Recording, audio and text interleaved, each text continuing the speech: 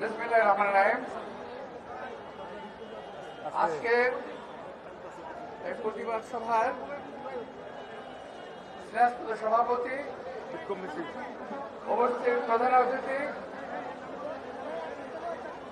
BNP মহাসচিব মির্জা ফখরুল ইসলাম আলমগীর, মহাজী অভিষ্ট আমার সহকর্মী নেতৃবৃন্দ, আমার সামনে লড়াকু সৈনিক ভাই ও বোনেরা, আসসালামু আলাইকুম।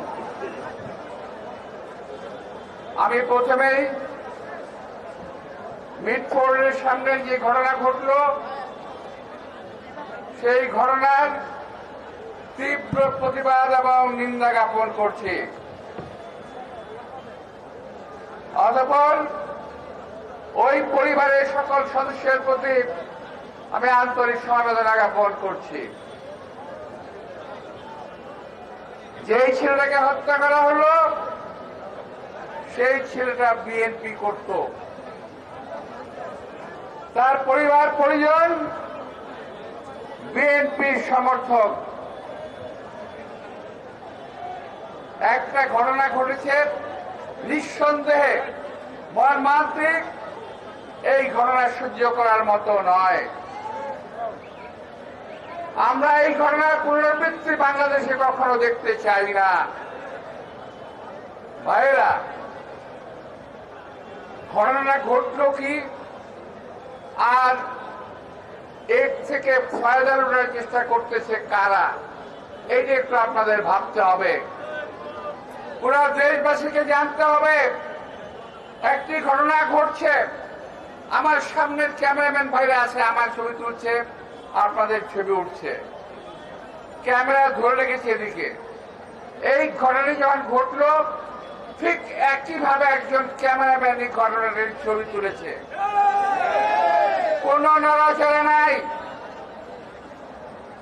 কোন কাঁপুনি নাই। খেয়াল করে দেখবেন ভিডিওটি একেবারে মনে হয় তৈরি করা একটা ভিডিও।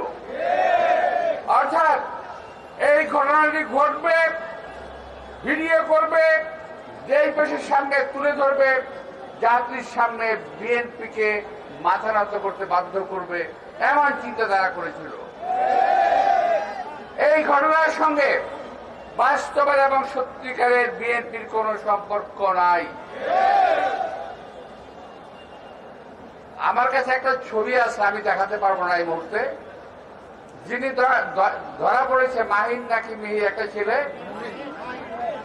এই ছেলের সঙ্গে এনসিপি নেতৃবৃন্দের ছবি আছে। আমি দেখাতে পারি, আমি চ্যালেঞ্জ করে বলতে পারি এই ছেলের সঙ্গে ছবি আছে ওদের সঙ্গে, যে ছেলে ধরা পড়েছে। বিএনপির উপরে দায় চাপিয়ে দেওয়ার চেষ্টা করছেন। এই মঞ্চে দাঁড়িয়ে আমি শুধু এই মঞ্চ নয়, বাংলাদেশের বিভিন্ন মঞ্চে দাঁড়িয়ে আমি বলেছি বিএনপি ক্ষমতায় যাওয়ার আগেই বাংলাদেশের ক্ষমতায় লোভী কিছু দল বিএনপিকে ক্ষমতাসীন ভাবার চেষ্টা করছে এবং বিএনপি ক্ষমতায় আছে এই ভেবে বিএনপির বিরুদ্ধে শত্রুতা করছে, বিএনপিকে আওয়ামী লীগের দিকে ছেড়ে দেওয়ার চেষ্টা করছে। বিএনপি একটি জনপ্রিয় দল, এই দলকে দেশের জনগণ ভালোবাসে। এই দলকে সহজেই জনগণের মন থেকে উঠিয়ে ফেলা যাবে না, যত ষড়যন্ত্রই করেন।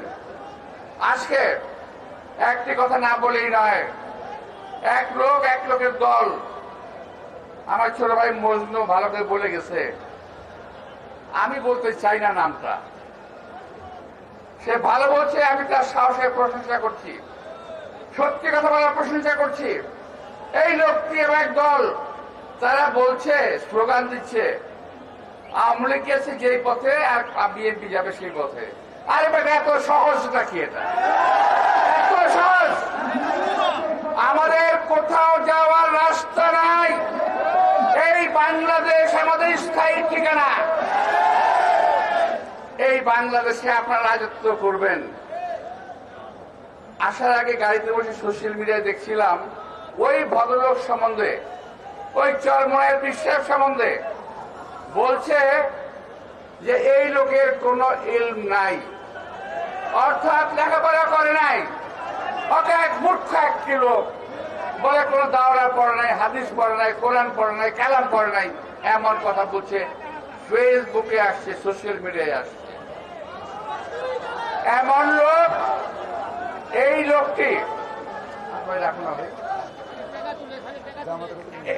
লোকটি এবং তার দলবল বিএনপিকে এখন সহ্য করতে পারছে না, কিন্তু আওয়ামী লীগকে উনি ঠিকই সহ্য করতেন।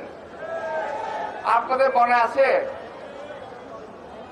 2000 আমি তখন জেলে ছিলাম, ওই যে শাপলা চত্বরে যে হেফাজত ইসলামের হামলা করা হয়েছিল 2013 সালের 10 তারিখ কোন এক মাসের 10ই মে 5ই মে হামলা করা হয়েছিল। আমার ভুল হতে পারে, হামলা করা হয়েছিল, আপনার মনে আছে তো? এই চরমনের পিছিয়ে কোথায় ছিলেন? উনি কি মুসলমানদের পক্ষে কিংবা তাদের পক্ষে দাঁড়িয়েছিল? দাঁড়ায় নাই। কে দাঁড়িয়েছে? বিএনপি দাঁড়িয়েছিল। সেই দিন বিএনপির পক্ষ থেকে আমি মির্জা আব্বাস জেলে বন্দি থাকা অবস্থার পরও আমি হেফাজত ইসলামকে জেনারেটর সাপ্লাই দিয়েছিলাম, হাজার হাজার প্যাকেট খাদ্য সাপ্লাই দিয়েছিলাম। আমার পাশে আছে মজনু, পাশে ছিল হাবিব এবং আরো অনেক ছেলেপেলেরা মিলে ওই দিন জীবনের চুক নিয়ে খাওয়া সাপ্লাই দিয়েছি। আমরা যা বলি বুকে, যা বলি মুখে, তা ধারণ করি, মুখে যা বলি বুকে তা ধারণ করি। এই উনি এখন হাসিনার পা চাটতে চাটতে শেষ হয়ে গেছে। আর একটি দল যার কোন লম্বা লম্বা কথা বলা ছাড়া, সুকৌশল কারচুপি ছাড়া, সুকৌশলের চাঁদা অর্থাৎ হাদিয়া নেওয়া ছাড়া, বলা বলে হাদিয়া, এই হাদিয়া নেওয়া ছাড়া আর কোনো কাজ নাই। টাকা নিয়েছেন বসুন্ধরার কাছ থেকে, টাকা নিয়েছেন সিটি গ্রুপের কাছ থেকে, আরো কোন কোন প্রকার টাকা নেওয়া আমাদের জানা আছে, সমস্ত হিসাব হবে। গায়ের জোরে কথা বলেন, নিজের পায়ের জোর নাই, এরশাদের সময় এরশাদের কাছে ভর করেন, আওয়ামী লীগের সময় আওয়ামী লীগের কাছে ভর করেন, বিএনপির সময় বিএনপির কাছে ভর করেন, লম্বা লম্বা কথা বলেন। এখন হয়েছে কি জানেন? বিএনপি একমাত্র মাথা ব্যথা। বিএনপিকে যদি শেষ করে দেওয়া যায় তাহলে ওনারা রাজত্ব করতে পারবেন। আরে ভাই, তারেক রহমান সম্পর্কে, আমাদের অ্যাক্টিং চেয়ারম্যান সম্পর্কে আপনার কাছে কথা বলেছেন, একজন বলেছেন তারেক রহমান সাহেবের কোমর ভেঙে দেওয়া হয়েছিল 11টার সময়। বাস্তব সত্যি, অত্যাচার করে আমাদের এই নেতার কোমর ভেঙে দেওয়া হয়নি, শুধু ওনাকে জীবনের ঝুঁকির মধ্যে ফেলে দেওয়া হয়েছিল। চিকিৎসার জন্য তাকে বিদেশে যেতে হয়েছে, তার সম্পর্কে টিটকারি মেরে বলেন ওনার কোমর ভেঙে দেওয়া হয়েছিল। আরে ভাই, তারেক রহমান তো কোমর ভাঙছে এই দেশের জন্য, আর আপনাদের তো একটা লোমও ছিঁড়া যায় না শরীরে। আপনার সাথে একটা লোম ছিঁড়ছিল কেউ? তারেক রহমান তো ছিঁড়ছে। এখন ওই তারেক রহমান আপনাদের হিংসার কারণ হয়ে গেছে। এখন আপনারা বলেন তারেক রহমান সাহেব দেশে আসে না কেন? অনেকে বলেন উনি সময় মতো দেশে আসবেন, কেউ ওনাকে আটকে দেখতে পারবে না। তবে আজকের এই অবস্থায় আপনাদের কথার কালে মনে হচ্ছে, আমার মনে হচ্ছে তারেক রহমান সাহেবের জীবন এখন হুমকির মুখে। আপনাদের কাজ করবে মনে হচ্ছে আপনারা তারেক রহমান সাহেবকে সহ্য করতে পারছেন না। আপনারা সহ্য করতে পারেন বা না পারেন, আমাদের অ্যাক্টিং চেয়ারম্যান তারেক রহমান তার সুযোগ ও নেতৃত্বে দেশকে এগিয়ে নিয়ে যাবে, দলকে এগিয়ে নিয়ে যাবে। মনে রাখতে হবে, বিএনপি ছাড়া বাংলাদেশ কখনোই বিএনপি ছাড়া কারো হাতে নিরাপদ নয়। এই তারেক রহমানের পিতা আমাদের নেতা শহীদ রাষ্ট্রপতি জিয়া রহমান দেশকে স্বাধীন করেছিলেন যুদ্ধ করে। কোথায় ছিলেন চরমোনাই জামাত ইসলাম সাহেব? আপনারা লম্বা লম্বা কথা বলেন। শহীদ রাষ্ট্রপতি জিয়া রহমান দেশকে বহুদলীয় গণতন্ত্র দিয়েছেন,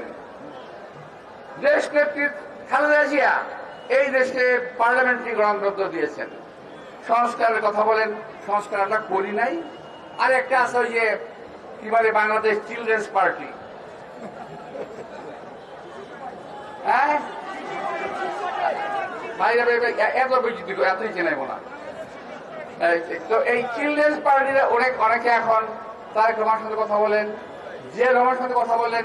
আরে ভাই, তোর দাদাও তো দাদা জিয়া রহমান, কার সম্বন্ধে কি কথা বলে এরা?